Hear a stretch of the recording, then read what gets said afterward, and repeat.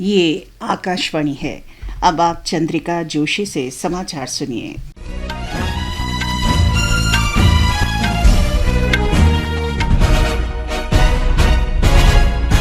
प्रधानमंत्री नरेंद्र मोदी को भूटान के सर्वोच्च नागरिक सम्मान order of the Druk Gyalpo से सम्मानित किया गया है। भूटान में एक समारोह में प्रधानमंत्री को सम्मानित किया गया। इससे पहले भारत और भूटान के बीच साझेदारी को और मजबूत करने के लिए आपसी हित के कई समझौते हुए। थिम्फू में प्रधानमंत्री नरेंद्र मोदी और भूटान के प्रधानमंत्री शेरिंग तोब्गे की उपस्थिति में इन समझौतों पर हस्ताक्षर किए गए। दोनों पक्षों के बीच पेट्रोलियम और तेल की आपूर्ति, ऊर्जा दक्षता में सहयोग, खेल और युवाओं तथा औषधीय उत्पादों के परीक्षण से संबंधित कई समझौता ज्ञापनों का आदान प्रदान किया गया। इसके अतिरिक्त अंतरिक्ष सहयोग पर एक संयुक्त कार्य योजना पर भी सहमति बनी। भारत के राष्ट्रीय ज्ञान नेटवर्क और भूटान के Druk research and education network के बीच सहकर्मी समझौते के नवीनीकरण पर भी आदान प्रदान किया गया। प्रधानमंत्री नरेंद्र मोदी ने थिम्फू में भूटान के प्रधानमंत्री शेरिंग तोब्गे से बातचीत की। दोनों नेताओं ने द्विपक्षीय संबंधों की समीक्षा की और बहुआयामी साझेदारी को और मजबूत करने की अपनी प्रतिबद्धता दोहराई। प्रधानमंत्री मोदी आज सुबह पारो पहुंचे। हवाई अड्डे पर भूटान के नरेश शेरिंग तोब्गे ने प्रधानमंत्री का स्वागत किया। भारत और मॉरिटानिया के बीच पहला विदेश कार्यालय परामर्श नुआकेचौथ में आयोजित किया गया। इस दौरान दोनों देशों के प्रतिनिधियों ने आपसी हित के व्यापक द्विपक्षीय, क्षेत्रीय और वैश्विक मुद्दों पर रचनात्मक चर्चा की।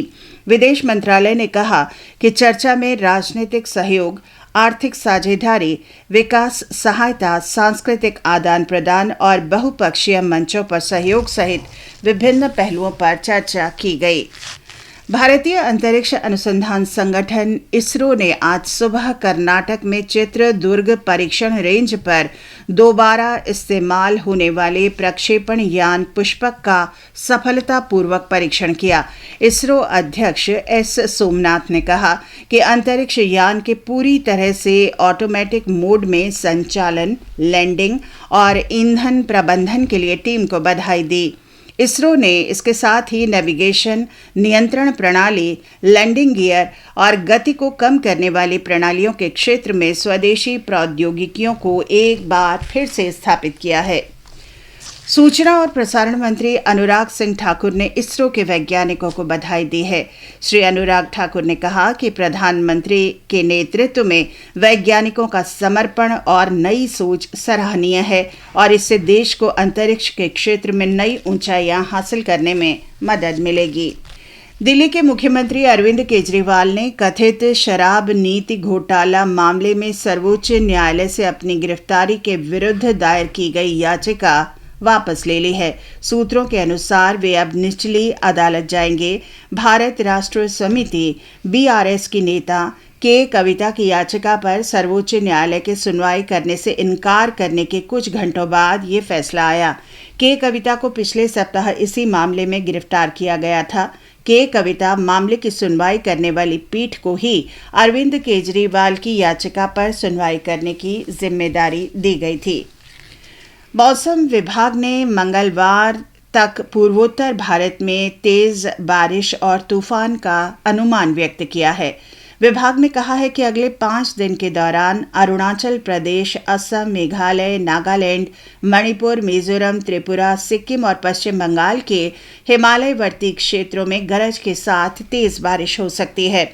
पंजाब, हिमाचल प्रदेश, उत्तराखंड, जम्मू कश्मीर और लद्दाख में कल गरज के साथ बारिश और बर्फबारी की संभावना है। Indian premier league cricket tournament आज से तमिलनाडु के चेन्नई में शुरू होगा। पहला मैच पिछली बार के चैंपियन चेन्नई सुपर किंग्स और रॉयल चैलेंजर्स बेंगलुरु के बीच रात 8 बजे से खेला जाएगा। इसके साथ ही यह समाचार बुलेटिन समाप्त हुआ।